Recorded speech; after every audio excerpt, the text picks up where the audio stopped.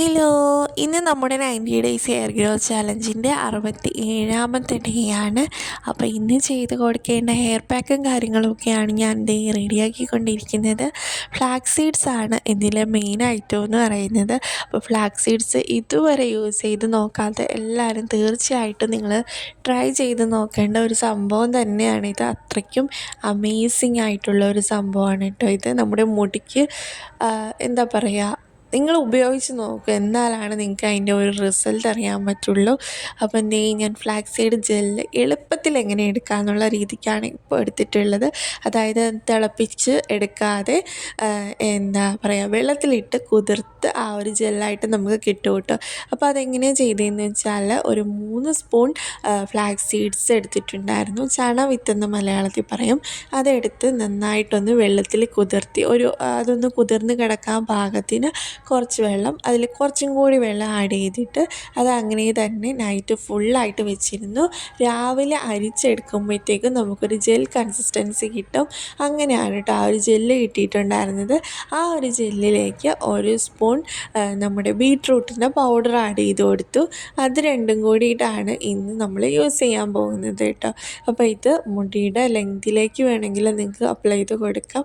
അപ്പം ഞാൻ സ്കാൽപ്പിൽ മാത്രമാണ് ഇപ്പോൾ അപ്ലൈ ചെയ്ത് കൊടുക്കുന്നത്. പക്ഷെ നിങ്ങൾക്ക് വേണമെങ്കിലും മുടിയുടെ ലെങ്തിലേയും കൂടി അപ്ലൈ ചെയ്ത് കൊടുത്താൽ കിടിലം ആയിരിക്കും നിങ്ങളുടെ മുടി കാണാനായിട്ട്.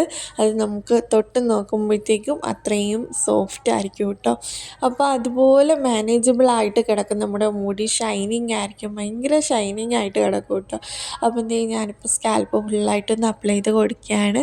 ഇതിന് മുൻപായിട്ട് മുടിയുടെ ലെങ്തിലേക്ക് വളരെ കുറച്ച് ഓയിലൊന്ന് അപ്ലൈ ചെയ്ത് കൊടുത്തിട്ടുണ്ടായിരുന്നു. പിന്നെ സ്കാൽപ്പിലേക്ക് തലേന്ന് നൈറ്റ് ഓയിൽ വെച്ചിട്ടുണ്ടായിരുന്നു കേട്ടോ.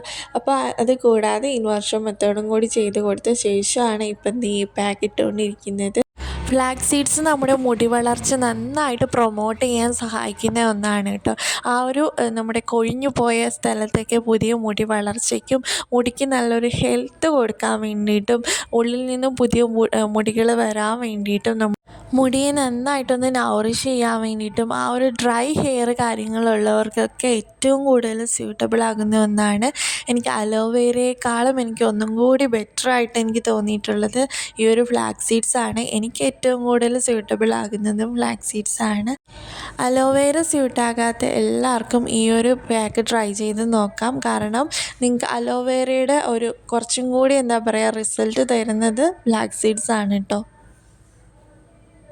അപ്പോൾ ചാലഞ്ച് എടുത്തില്ല എങ്കിൽ കൂടി നിങ്ങൾക്ക് ഈ ഒരു പാക്ക് ഒരു വീക്ക്ലി ചോയ്സൊക്കെ ഇട്ട് കൊടുക്കുന്നത് വളരെ നല്ലതാണ്.